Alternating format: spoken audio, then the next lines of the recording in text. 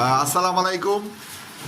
আমরা এখন নাগরাম মোড়ে আমাদের যে সবসময় যে আমাদের অফিসে বসি, এখানে এখন আপ্যায়ন চলছে।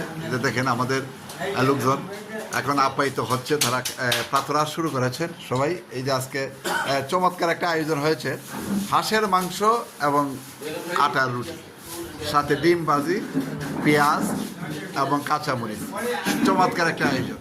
সেই আয়োজনে আমাদের নেতৃত্ব রয়েছেন আমাদের প্রবীণ সদস্য গৌরাঙ্গ সরকার এবং আমাদের ব্যাংকার মুক্তিময় তালুকদার, তারপরে আমাদের আমিনুল ভাই স্বাস্থ্য বিভাগের, এবং আজকে যার সৌজন্যে আমরা আজকে আপ্যায়িত হচ্ছি প্রাতরাশ, উনি হচ্ছেন আমাদের শামসু ভাই, জেলা জজ করে। এরপরে আমাদের মানব ভাই রয়েছেন, হিরণ খান আমাদের নেতা। এরপরে আমরা সবাই মিলে আজকে আমরা একটা চমৎকার একটা প্রাতরাশ চলছে।